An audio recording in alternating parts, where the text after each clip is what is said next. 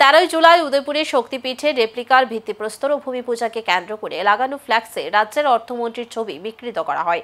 এর প্রতিবাদে শুক্রবার বিজেপির 31 রাধাকিশোরপুর মণ্ডল এবং সোশ্যাল মিডিয়া সেলের পক্ষ থেকে রাধাকিশোরপুর থানায় অভিযোগ দায়ের করা হয়।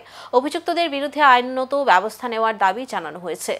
যে বিগত 23 তারিখ আমাদের সর্বপ্রথম নজরে আসে। কিছুদিন পূর্বে আমাদের মাননীয় মুখ্যমন্ত্রীর হাত ধরে একটি জায়গার শিলান্যাস হয়েছিল, আপনাদের মনে আছে। 51 পিঠের একটা রেপ্লিকা হতে যাচ্ছে আমাদের বন্দোয়ারে। সেখানে উপস্থিত অথবা আমাদের যারা ইনভাইটি ছিলেন সমস্ত নেতৃবৃন্দের ছবি সম্বলিত কিছু ফ্লেক্স লাগানো হয়েছিল। পার্টিকুলারলি আমাদের যিনি রাজ্যের অর্থমন্ত্রী তথা আমাদের এই এলাকার যিনি সম্মানিত বিধায়ক শ্রী প্রণজিৎ সিংহ রায়, ওনার একটা ফ্ল্যাক্সকে পরবর্তী সময়ে পাল্টে দেওয়া হয়েছে, এটাকে এডিট করে এবং এটাকে বিকৃত করে ওই জায়গাতে লাগানো হয়েছে। এই নিয়ে আমাদের যখন ব্যাপারটা নজরে এসেছে, আজকে আমরা উদয়পুর রাধাকিশোরপুর থানাতে আমরা এসেছি। আমাদের সোশ্যাল মিডিয়ার তরফ থেকে একটি অভিযোগপত্র এখন আমরা দায়ের করে বেরোলাম।